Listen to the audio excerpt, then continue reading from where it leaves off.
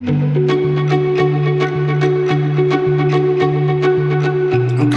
hello everyone, and welcome to the Jobcast. Today we're talking about ageism in the job search, a topic that has been brought up frequently in our past Jobcasts.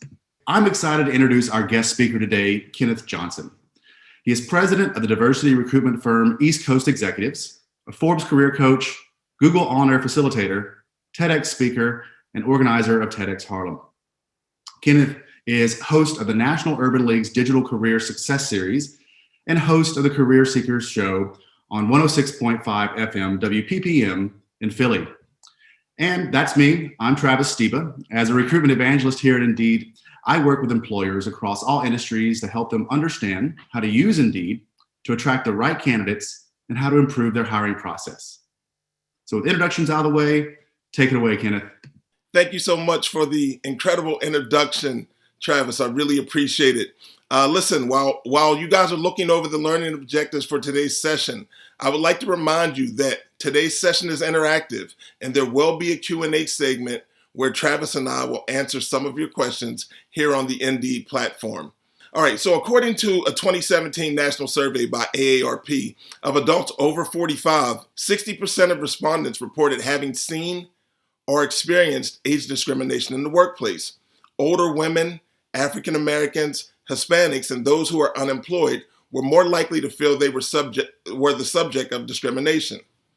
As an experienced diversity recruitment professional and career coach, I am often entrusted with stories of perceived age discrimination, both in the workplace and during the job search process. Here is why we are here today. 76% of older workers see age discrimination as a hurdle to finding a new job. An Indeed survey back in January, when users of all ages were asked, what is your biggest challenge in finding a job? 11% answered age discrimination. It was the third highest response after only not enough experience and no response from employer. The mature workforce, age 55 and plus, is expected to make up a quarter of employed U.S. adults by 2026. It's the fastest growing age group in the workforce. The COVID-19 pandemic has forced many to return to work and or make a career pivot, amplifying the importance of addressing ageism on all levels. Let's be clear. The issue of ageism in hiring, it isn't in your heads, and you aren't the only one experiencing it. That's why we're here today. While many employers may not intend to discriminate on the basis of age, we know that it can happen. Another thing I want to make clear, the responsibility for avoiding discrimination in the hiring process should fall on the employers, not on you as a job seeker. It's not fair that you have to sit here today to get tips for avoiding ageism, but we know that's the world we live in. Discrimination is rooted in fear of differences, and some employers may cite concerns over hiring older candidates. These concerns are essentially myths. They persist when we don't have evidence to contradict them. These myths create widespread challenges with the results that older workers may face bias when applying for jobs or feel that they are being pressured into premature retirement. Meanwhile, pushing older workers out of sight perpetuates the negative stereotypes that they don't belong. These probably aren't new to you. So here's some of the myths. Older workers are counting the days until retirement. Employers may think that you're burnout and can't wait to stop working, when in fact, many older workers are eager to extend their careers, and not just for money, but also for friendly colleagues, respect, and an opportunity to use their skills for a worthwhile project. Many also find working keeps them mentally and physically active and socially connected. Ultimately, many older workers want to stay engaged on the job, but with the flexibility to enjoy this new stage of their careers, preferring part-time work. Another common myth is that older workers don't have the necessary skills to succeed in today's workplaces. In reality, many older Americans by now have had computers for over 3 decades. We all live in a digital world encompassing email, smartphones, ebooks, virtual assistants, and more. And Americans aged 50 to 64 rely on today's technologies as much as the overall population does. What's more, many older workers express a desire to continue learning and growing professionally. Far from being burnt out, they perform well at tasks that utilize their years of professional knowledge, experience, and critical thinking skills. They're excited to put their talents to use while learning new, marketable skills. Another myth, aren't older workers uncomfortable reporting to younger managers?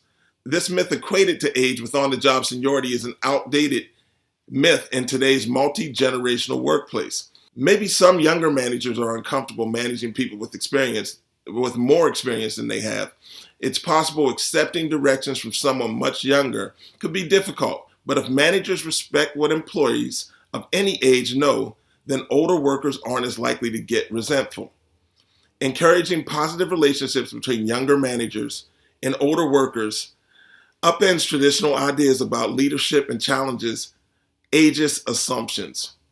By supporting both older employees and younger managers, employers provide new models of seniority at work and actively challenge the bias in this action. Kenneth, I wanted to actually make a comment here about my experience. I actually am older than the average Indeed employee by 13 years. And when I started at Indeed at the time, my boss was 16 years older than me. His boss was just a few years, he was 16 years younger than me, and his boss was just a few years younger than me. And it created a little bit of awkwardness, especially the first time that he had to give me feedback. He stumbled over his words, it's kind of a word salad, and because he knew that I had experience managing people, whereas this was his first time doing it. So I recognized this and I said, "Hey, are you trying to tell me this?" He's like, yes, that's what I'm trying to say. And it's like, "Are you trying to tell me this?" I'm like, "Yes, that's what I'm trying to say." And just made him more comfortable in the situation by telling him to say, "Listen, I've been getting feedback on the job for 20 years. You can give it to me and we can have a conversation about it. And that's how this works." And as it turns out, I was brought onto the team because of my experience and age, so I could start very quickly and bring a little bit more maturity to a very young team. So, having that conversation between older and younger managers and having that conversation even in the interview process is going to be helpful to having a productive workplace that's multi-generational. Man, thanks for sharing that story, Travis, and I'm sure it resonates well with the audience. Another myth is that older workers will only accept high salaries. So while it may be the case that seasoned workers expect to be paid in line with their experience, they wouldn't apply if it was impossible for them to live on that salary. If an applicant knows what the job pays and is still interested, it should be up to that applicant to make the decision. So now let's talk about the actual benefits of hiring older workers. Older workers can be more loyal to their employers and stay at companies longer. According to a 2019 survey by the Bureau of Labor Statistics, baby boomers held an average of 12.3 jobs from age 18 to 52, with nearly half being held before the age of 25. They can offer a strong set of skills and experience. Older workers may have decades of industry experience, skills, and expertise, and that is difficult to teach. They could also serve as an important role as mentors. They may have strong networks to bring to your business. Since they've been in the workforce longer, older workers may have had more time to establish an extensive network of clients and contacts. I'll share with you, here at East Coast Executives, we often leverage the knowledge, contacts, and experience of our senior recruiters to better understand not only historical trends, but also to tap into long-established networks. They're often the people that drive our business and position us to be successful. Older workers can bring different perspectives and ideas, and we really appreciate that. Multiple viewpoints lead to better decision-making and problem-solving. The perspective of a 60-year-old, for example, can provide insight that a 25-year-old may not. Research also suggests that multi-generational teams are more productive and have less turnover than teams of the same age. I actually touch on this in my TEDx talk, The Face of Workplace Diversity. Diverse teams always outperform homogeneous teams, and that applies to mature workers as well. So when searching for a job, you likely have a list of non-negotiables and preferences, such as company values, salary benefits, leadership style, and more. These are great ways to filter your job search to find the best, most relevant opportunities for you. If you are a mature job seeker, another employer quality you may consider is age diversity tolerance, or in other words, a culture built and maintained to equally support, employ, and advance individuals regardless of their age. One way to do this is during the job search phase is by paying close attention to the language employers use throughout the hiring process. Age discrimination in job descriptions are sometimes obvious. For instance, when companies advertise that they're looking for someone young or a recent college graduate. Ageist language can be more subtle though. People can use terms like fresh, tech savvy, digital native, flexible, energetic, active, high potential. Language like this is often coded and refers to young candidates. And if you see it in a job description, it might signal that the employer or culture may not be supportive and inclusive. It's worth noting here that Indeed takes steps to improve job postings that include the phrase digital native through their search quality team who monitors postings that may be discriminatory. They've removed these job postings on the Indeed platform. This is great. In the course of my job, I literally read thousands of job descriptions, and I see a lot of this language, Kenneth, and a lot of it is coded. You just have to know what to look for. Another thing that's not on this list that I see a lot is that we talk about, we work hard and we play hard, or language around happy hours or late hours or burning the midnight oil, all implying that, they are looking for a younger worker who may not have a family to go home to at the end of that. Knowing what this language means to the person who wrote it, when you look at one of these jobs or apply to one of these jobs or interview for one of these jobs, is going to be very helpful for you for, addressing that right out of the gate and saying, listen, I love a good social hour, but, the kids get off work at school and I got to be home by 5:30, sort of thing like that sometimes too. So it's important to be able to know what these employers are seeking when they use language like this and how you might fit into it or how you might be unknowingly discriminated against in your application for it. Travis, age bias in the screening stage is common and often unconscious. So thank you for bringing up those points. Hiring managers may do this, right? They may ignore applicants with a college graduation date over 20 years ago. They disregard applicants with a resume longer than 3 pages. They might pass on an applicant because they don't have a social media presence. I'll tell you, our team at East Coast Executives, immediately when we receive a client or candidate into the portal, they often do a Google search just to kind of see what this person's doing on social media. So, I believe that to be true, but we have to kind of put those biases aside and just look at the candidates for what they bring to the table. Oftentimes, recruiters may reject applicants with an email address that ends in Hotmail or AOL.com. As a person that's once had Hotmail and AOL.com email addresses, I find this to be true. I do think that people may discriminate when they see older email addresses. So keep all of that information in mind. During the interview, the hiring manager may blatantly ask questions related to your age, like your birth year or graduation date. They may also signal bias through questions like, when do you expect to retire? Are you comfortable working for a younger manager? Can you keep up with our company's technology demands? Where do you see yourself in 5 or 10 years? Do you have any chronic diseases or health issues? In addition, if you have multiple interviewers, please pay attention to how age diverse the panel is. Panel interviews are common now and sometimes they're virtual, but you can still take a look and see kind of what the culture is like at the organization by seeing who the people are on the panel. And with that in mind, it may be helpful to research the values and culture before you apply for jobs in order to find the right company for you. Indeed's company pages are a good place to find information about an employer from current and former employees. Indeed recently launched a new feature on company pages called the Work Happiness Score that goes beyond the typical employee reviews to show you how employees might actually feel at work. We started to use this tool in our coaching and prospecting here at East Coast Executives, and I find it to be an exceptional resource. Indeed's research developed with global academic partners has identified 13 dimensions of work happiness, including trust, appreciation, support, inclusion, and belonging. So if a company has a low score for inclusion, for instance, that could be a sign of a potential bias in the workplace. We can't provide any legal advice on dealing with discrimination, but we can provide advice to help you in your job search, starting with your resume. Because your resume is typically your first chance to make an impression on the employer, it is also the first chance age bias can be introduced into the hiring process. So here are 5 tips to optimize your resume so employers will be more likely to focus on your skills, qualifications, and qualities instead of your age. One of the most important things about your resume is that it is clean, meaning it is professional looking and easy to read.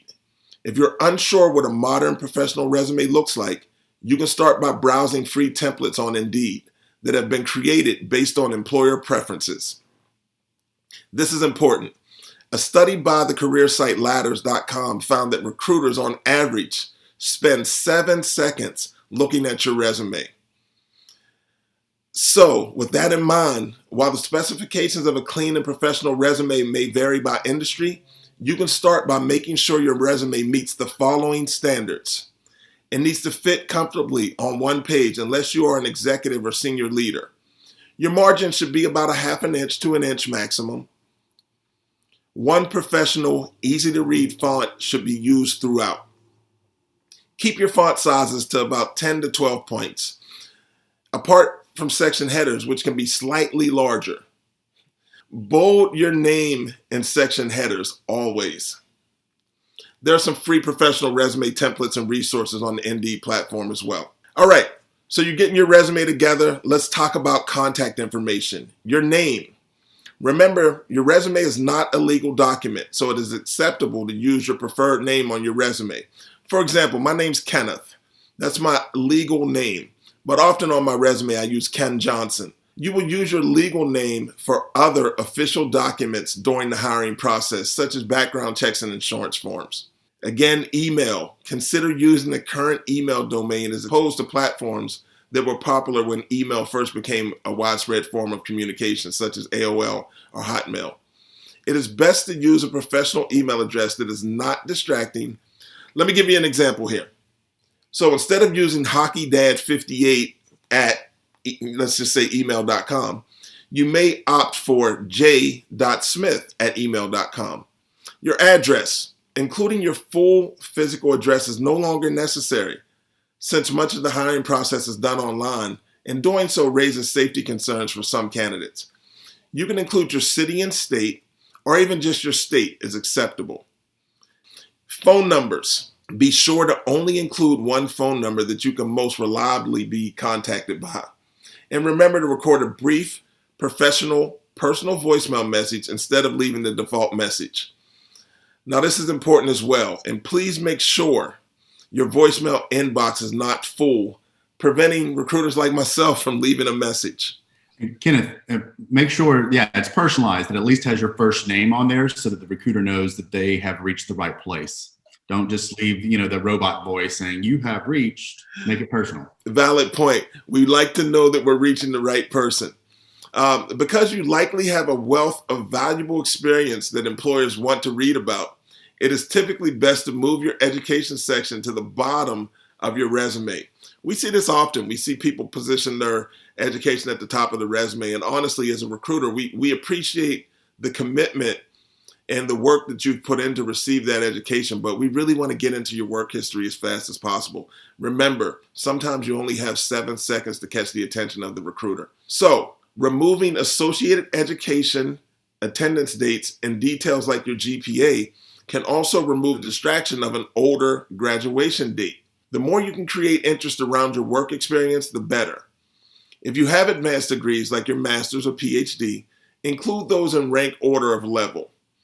So in this example, the candidate included 2 diplomas, a Master's of Business Administration, MBA, and a Master's of Science in Information Systems, MSIS, but you see how they have them listed. Remember, your resume will likely go through an applicant tracking system. Us recruiters and hiring professionals call this the ATS. It'll go through the ATS before it's read by human eyes, so keep that in mind. And ATS is just a software used by employers to sort through all of the applications they initially receive for a job posting. Recruiters and hiring managers filter through resumes by using the ATS to identify specific keywords and phrases that indicate the applicant is a good fit for the role. To help get past the ATS, it's vitally important that you carefully read the job description and tailor your resume accordingly. Include keywords that apply to your background in your resume summary, skills, and professional experience sections. Avoid over-adding keywords, which ATSs are generally able to flag by including keywords with natural language instead of carelessly adding a high volume of keywords throughout. We have a trick of the trade here at East Coast Executives. So we use this on our career coaching platform, and it's called a word cloud generator. A standard internet search will give you a ton of word cloud generators, but what you do, you copy and paste the position description and add it into the word cloud generator box, and it'll create an image with the keywords that you need, usually in a different color or maybe a larger font. Those are the keywords, and you can pull those out and make sure that they're on your resume and positioned to make you successful. There's a lot of different strategies to beat the applicant tracking system and land interviews, and there'll be a link in the chat that will support you in that. So while you may have more than 15 years of professional experience, including jobs older than 15 years, may distract employers from your wealth of skills and qualifications and give away your age. You should also consider removing less relevant jobs that may not add value to the specific role you're applying for. Doing so can also help you keep your resume on one page without cramming it with small fonts or extra thin margins. Remember, a lot of white space. Recruiters want to be able to read your resume, so you have to be strategic in the way that you create it. Your most recent jobs should be the longest. You probably want to have 5 to 7 descriptive bullets, but the rest of your jobs should have about 2 to 4 bullets. Remember, instead of including job descriptions and general duties, describe the specific impact you were able to make at each of your jobs with numbers when possible. Remember to quantify when possible. For example, a district manager could say, surpass profit goals by 10% in the summer of 2016, outperforming other districts in sales and profits, instead of putting responsible for meeting profit goals by establishing quarterly sales strategies. Yeah, that's a really good point. And something else I'd like to make is that using percentages and rates are going to be a lot better than using raw numbers. You can tell me that you sold $2 million worth of goods, but I don't know if that's good or bad. But if you tell me you did hit 150% of quota, I know that's really good. So rates and percentages are things that are relative as opposed to raw numbers are going to be more meaningful. And they also tend to be shorter. So that's also helpful as well. And Kenneth, we have a lot of questions around this stuff in the Q&A and the slides. So before we move on, I'm going to bring some of those up so you and I can talk about them here. Let's do it. We have a lot of questions about, should I include dates on there as well? We covered that as well. You probably should remove dates of your graduation. You really don't want to have jobs in there older than 15 years, as we've noted. Another really common question is, what about gaps in employment? You can certainly address those. You may not want to mention the specific jobs, but you can certainly say, these years I had a variety of jobs, and then you can list the soft skills that you developed during that. Kenneth, I know you have some thoughts on that. Sometimes it's caretaking, sometimes it's you're trying a different career, but noting those things in order to eliminate large gaps in your employment history is fine. And sometimes, it's really important that you look at your job search toolkit. And so your cover letter is part of that. And sometimes you can explain some of those gaps there, but, don't be afraid to add a section to your resume that kind of elaborates a little more, takes a deeper dive into why you were away from work for an extended period of time. Recruiters now, we understand. Listen, we're in COVID-19 right now, and we've been through some downturns in the economy, so we understand what's happening with our candidates. So there is a human side to this as well. Absolutely. And Kenneth, you hit the nail on the head. The place to address a lot of that is in the cover letter, if that is available. You can even, create a goals or mission section in your resume that directly addresses the fact that you're maybe making a career pivot, or you're looking for different kinds of work now, or you've been out of the workforce for a long time because of X. But you can address those things, certainly head on, especially if it's going to be easy to surmise from your resume that you are a mature worker there. Definitely. The entire package, right? So reviewing job descriptions can also help you identify your industry's current words, skills, qualities that align with the employer's expectations. And, some of those questions, Travis, were directly related to the employer's expectations. But keep in mind, if you're providing the right information on your resume document and you make yourself a viable candidate and an attractive candidate, they'll be willing to share some of those conversations with you in in a virtual or face-to-face setting, and that's where you can answer some of that as well. So don't try to explain everything in the cover letter or on the resume, but sometimes leave yourself open to having that conversation live. And like you said, using the job descriptions that are currently posted out there to learn how things are currently addressed, or using more modern language and updating your resume accordingly. I'll give you an example. For 15 years, I took care of the customer after the sale, and that was sometimes called customer service, customer support, professional services. But when I came back around, I learned that that's all called customer success these days. So I just went back and changed my titles to customer success so that I could more align with the language that people are using at this days. And you can always search for jobs on Indeed for free to find out exactly how people are describing it. And hopefully that resume will get you on, towards the interview. I love it. You want to stay up to date with the latest industry standards. Very good tip. Circle back to Indeed to find out what's happening. All right, so let's move forward. So unless you are particularly blessed with good genes, your age is probably obvious once you get into the interview stage. We talked about virtual and face-to-face interviews, right? So preparing for your interview ahead of time can help you appear calm, confident, as well as help you address any inappropriate age-related comments or questions. This applies to everyone. In advance of your interview, please explore opportunities to participate in mock interview workshops or simply record yourself. I'll share a story. We had a candidate that we worked with on our career coaching portal, and she was an exceptional candidate in the financial service industry. And every time we met with her, she was very much in line with what we believed our clients were looking for, but she never had success in the actual interviews. Resume was great. She would get the interviews, but wouldn't have success, Travis. So what happened, we had her come in and do a mock interview with us. And we realized that she had this portfolio and it had a pen that she was able to click. And as soon as we started the interview, her nervous energy caused her to click that pen consistently. It drove us crazy. We stopped the mock interview and said, listen, if this is what you're doing in your interviews, this may be the thing that's preventing you from moving forward. I promise you, the next interview she had, we gave her a regular pen that didn't click. She landed the job. Amazing story. And I just want to say that sometimes you're just not familiar with what's happening. So it's important to kind of pull other people into the support role. Absolutely. Have someone watch you, record yourself. You've got a video camera right here. And you'll be surprised what you learn about yourself if you just record it for yourself for just a few minutes. Speaking of preparation, it can help to research common interview questions in general, as well as for your specific industry, right? It's also helpful to prepare for behavioral-based interview questions that test your situational skills and ability to respond throughout on your feet. You can use the STAR technique response method in these cases. We teach this technique in our classes. We actually do a workshop at the Google Learning Center in Manhattan on the STAR technique. Well, it's closed now because of COVID, but it was great and the feedback was always amazing.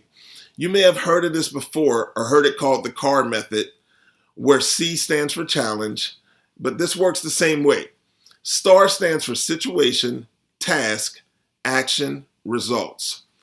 Use this technique to give your answers a deliberate story arc that hiring managers can easily follow. You craft your story to address the following questions. What is the context of your story? What was your role in the situation? What did you do? And what did your actions lead to? Yeah, this is an extremely common method, Kenneth, that you talk about here, and in a very, very powerful way for you to talk about your skill set and your effectiveness using the situation, task, action, result. And this is not something that most people just do naturally. It's something you have to practice. And I'm here to tell you that if you haven't interviewed in a couple of years or you're changing careers, you're out of practice, right? It's not like riding a bike. You need to practice and try it. And so practice the STAR responses to common interview questions that you might be asked about the industry. For a fact, you're going to be asked questions like, tell me about yourself. Why do you want this job? Why should I hire you? Why are you leaving? Where do you see yourself in 5 to 10 years?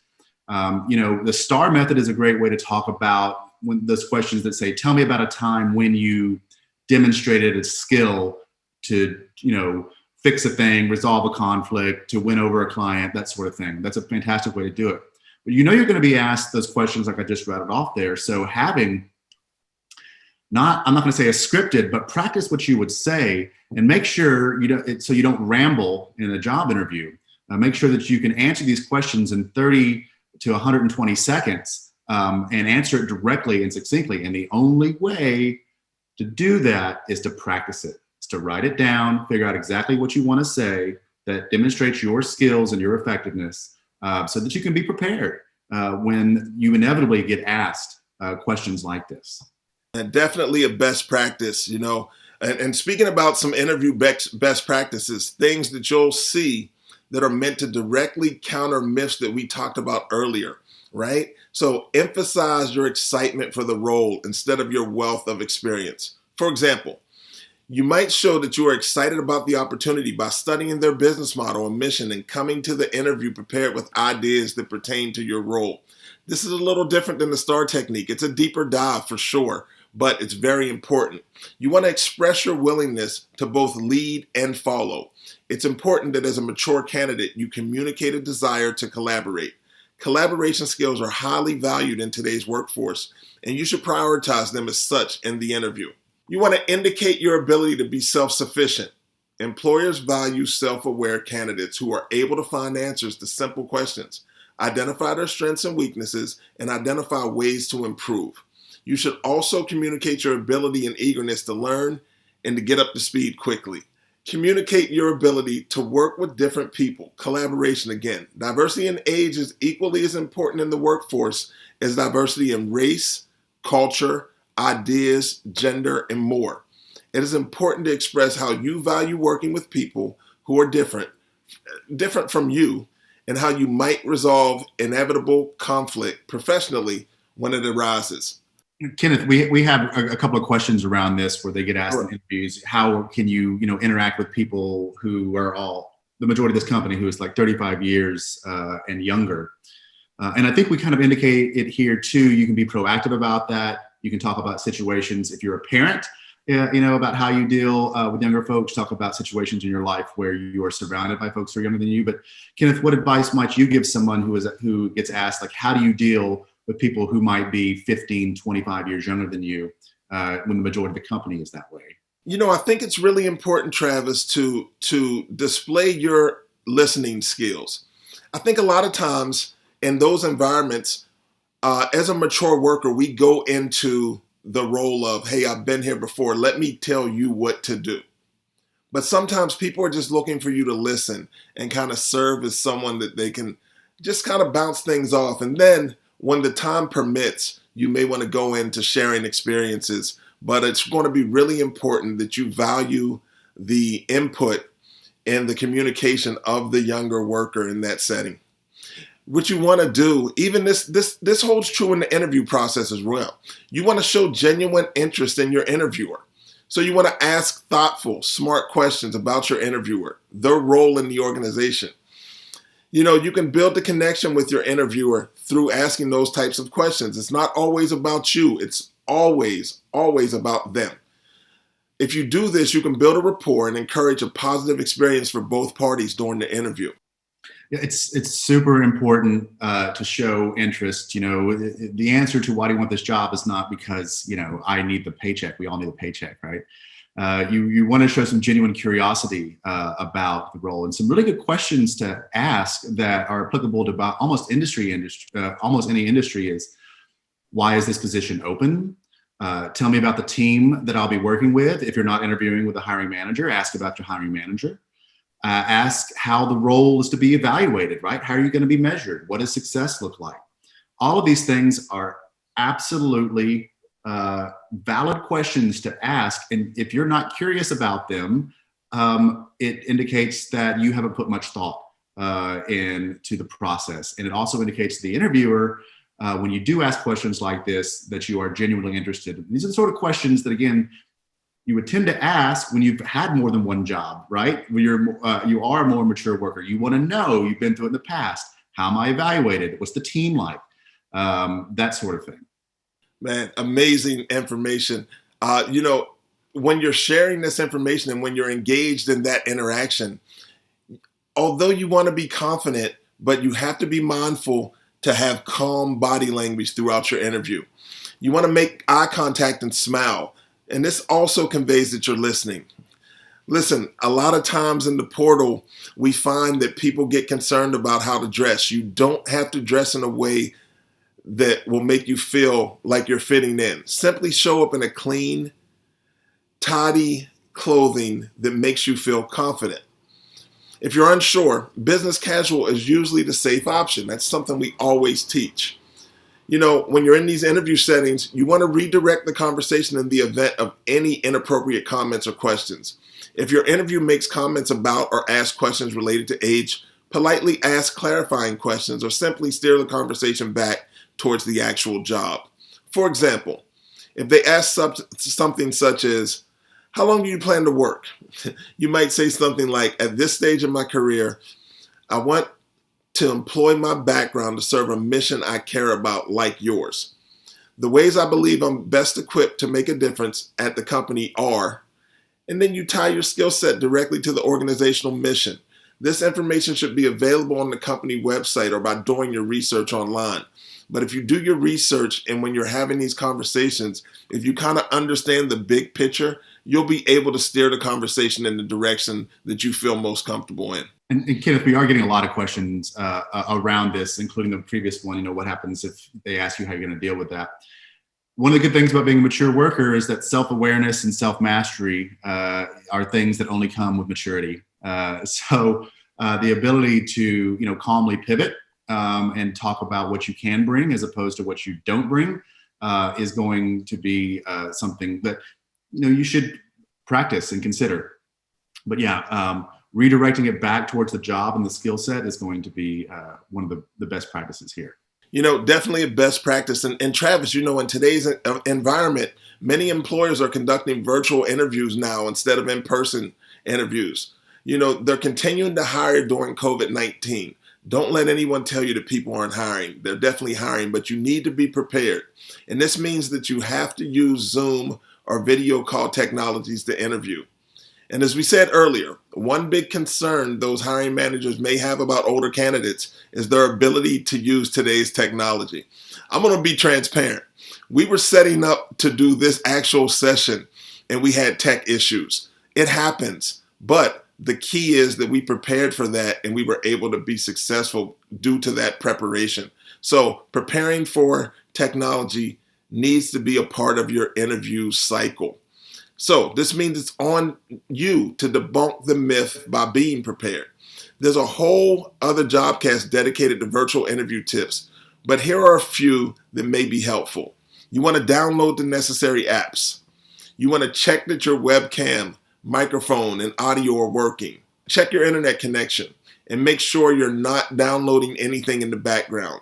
Find flattering lighting and angles for your video. All of these things will help you show the interviewer that you're comfortable with technology. And again, you can look at the Jobcast Hired from Home. There's going to be a link in the chat. I hope that we were successful in providing some great information for you guys today.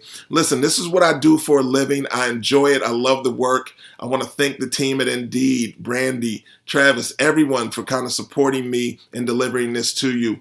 And if you want to get in contact with me, please feel free to reach out on any of these platforms. This is the work I do. I'm Kenneth Johnson, President and Diversity Recruiter at East Coast Executives. Thank you. Thank you so much for your insight and delivery there, Kenneth. And now with our limited time, we're going to try to take some Q&A. I did my best to answer some of the biggest questions while we were presenting, but I'm going to try to cover some here and now and go through them pretty quickly. And Brandy, keep me honest on time. Every job I've applied to has me fill out their online application in their ATS systems. They all ask for specific dates. How do you avoid this? The short answer is sometimes you can't. But I would add that you really only want to include the relevant experience in there. Kenneth, anything to add as a recruiter? We spoke about this in the segment, right? So you want to go back 15 years. So there you go. Like, just, you don't have to go back to, anything past 15 years. I know relevant experience is really important, and I hope that you're applying for jobs that you're qualified for. But I just think that you can control some of that by, you know, kind of tailoring the resume and tailoring your responses on the applicant tracking system interface.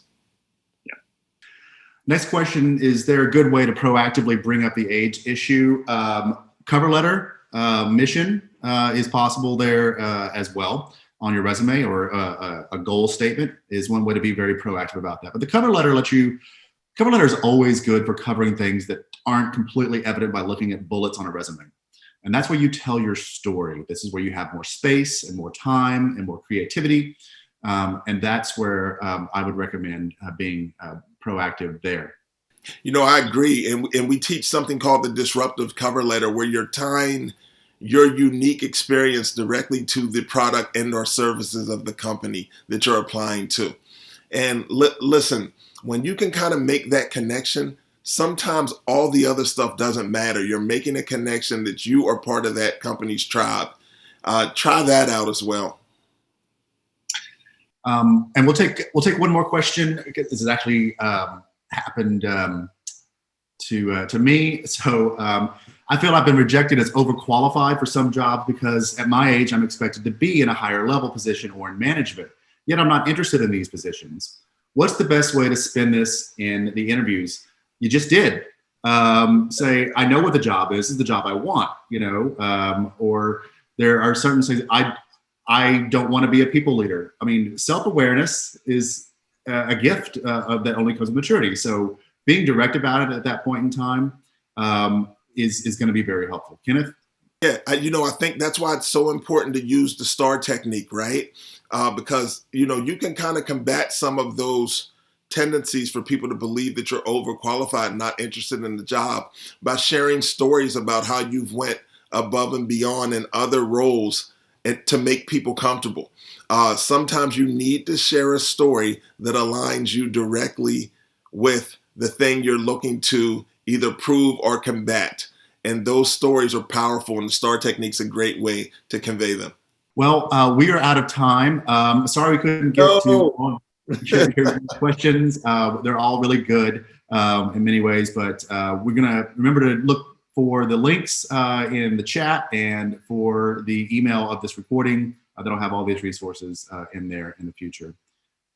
Thank you all so very much for your time and attention today, and good luck out there.